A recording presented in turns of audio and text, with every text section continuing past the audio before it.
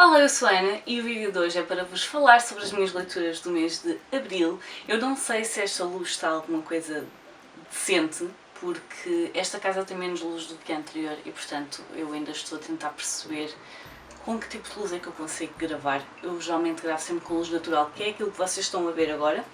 Mas pronto, isso à parte, espero que esteja tudo bem. Eu vou passar a falar-vos sobre as minhas leituras do mês de Abril. Foram 5 livros. Se bem que um deles é extremamente pequenino e a minha memória provavelmente vai dar o ar de sua graça neste vídeo, e eu já tive de fazer um grande exercício de memória para um destes livros, porque eu lembro-me que gostei, já não sei dizer absolutamente nada sobre a história, portanto vamos ver como é que isso corre, porque eu estive a fazer um refresh sim.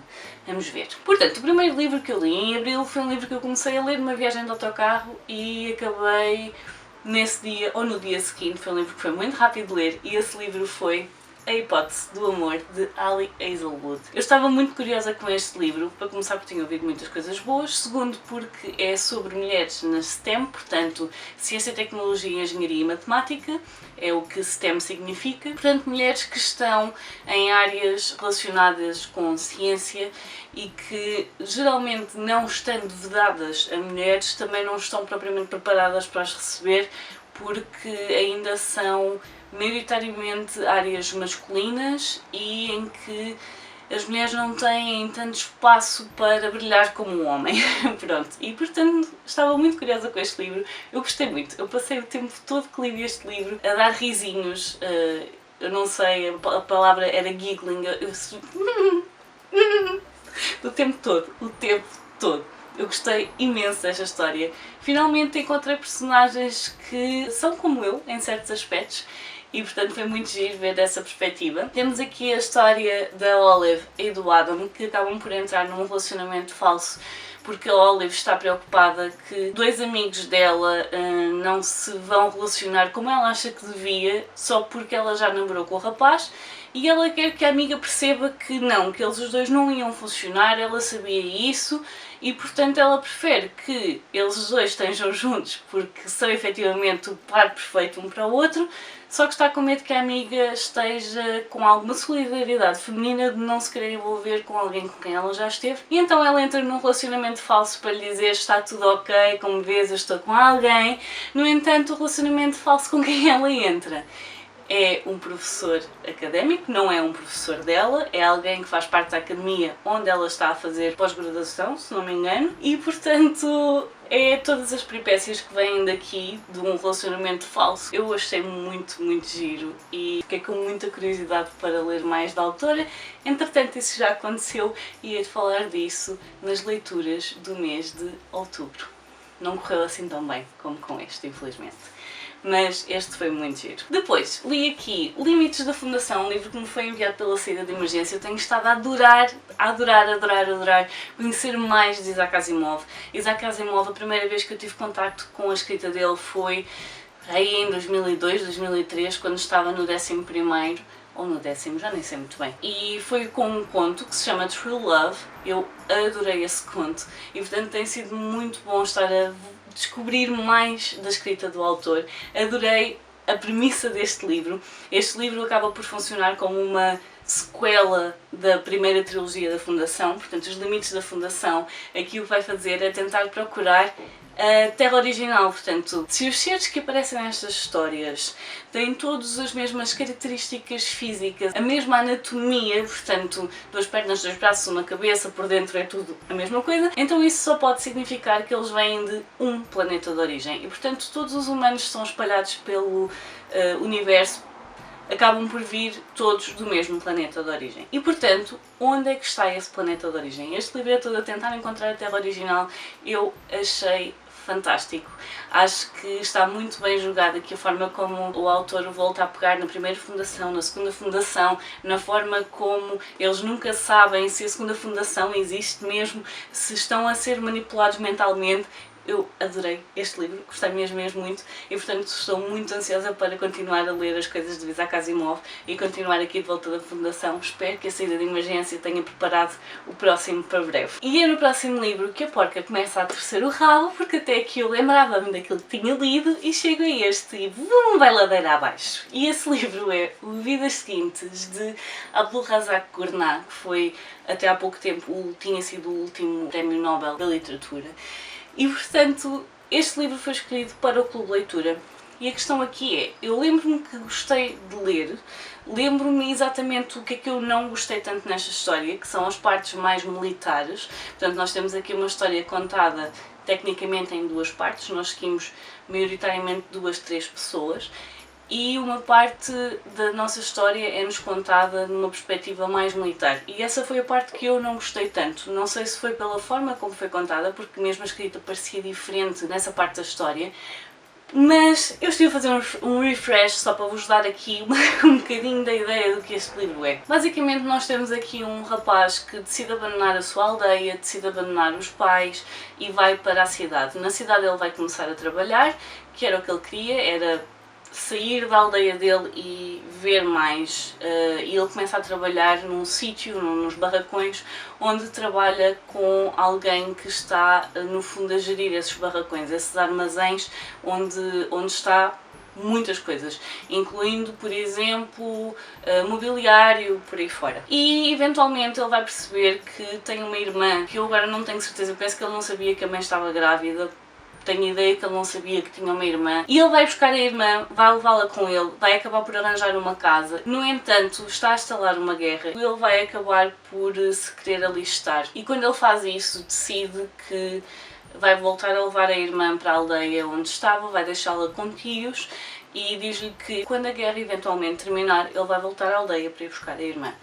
Felizmente para a irmã, ela ficou com o contacto das pessoas com quem ele se dava mais na cidade, porque as coisas não correm bem na aldeia, acaba por ser resgatada pelos amigos do irmão. E a história, no fundo, acaba por se passar nisto, entre a aldeia, não muito, e a cidade, mas mais do que isso, aqui a diferença entre alguém que se quis alistar na guerra por sentido de algo que devia de ser feito, não tanto uma questão patriótica, mas porque ele sabia que havia muita gente a ir para a guerra, quis fazer a parte dele e quis ir para a guerra. E depois temos outra personagem que nos surge, que foi para a guerra quase por acaso, que acabou por estar em situações muito perigosas e que teve a sorte de encontrar pessoas que acabaram por o proteger e que acabou por ser afastado da guerra por motivos que lhe são alheios, e ele, quando consegue sair da guerra, acaba por sentir que está a desertar, que está a fazer uma traição às pessoas com quem ele estava, à pátria, a tudo.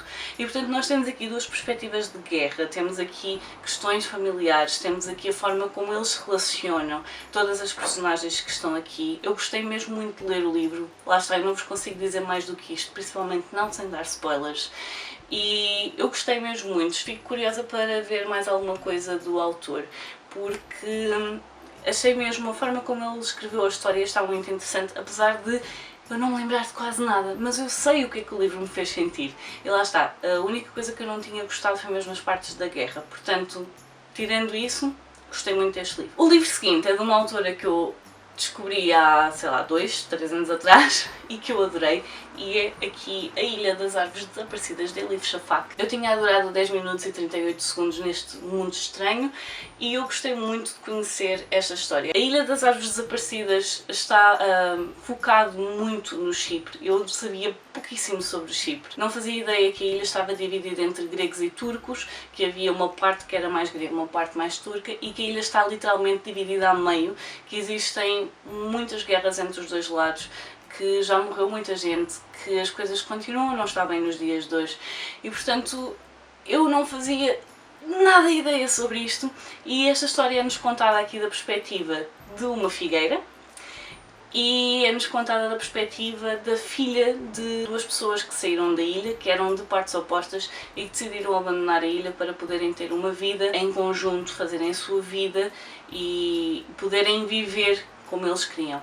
E portanto nós temos aqui uma história em que quase não se fala do passado. A Ada é a filha desse casal que saiu da ilha e a Ada conhece muito pouco sobre os familiares que ficaram na ilha, sobre os confrontos que existem na ilha. Ela sabe muito pouco porque os pais não querem falar sobre isso. Isso para mim é mesmo o ponto mais fraco do livro, é o facto de eles terem tantas reticências em falar sobre o assunto que nós podíamos saber mais e não nos é dada essa perspectiva porque também não é dada à Ada. E portanto a Ada está aqui a descobrir, no fundo, toda a riqueza cultural que vem do sítio de onde os pais vieram e há muitas coisas que ela acaba por não saber também porque há coisas que a nós são-nos ditas por uma árvore e ela não, óbvio, não fala com a árvore, não é? E portanto essa perspectiva está extremamente interessante. Tudo o que é da parte da árvore, a forma como são descritos os conflitos é muito, muito bom e eu fico cada vez mais curiosa para ler os outros livros da autora e eu já tenho aqui vários em casa e portanto só tenho a meter as mãos à obra e os olhos a trabalharem para os poder ler porque eu estou mesmo a gostar muito, muito da escrita da autora. Mal posso esperar para ler mais, definitivamente. E o último livro do mês é o maior livro desta pilha. Só que não. Galateia é um conto da Madeline Miller. Madeline Miller é a autora de Circe, o Canto d'Aquiles, portanto ela está habituada a pegar em histórias da mitologia grega e transformá-las num retelling. Neste caso nós temos aqui a história de Galateia. Eu nunca me lembro do nome do escultor que esculpiu a Galateia.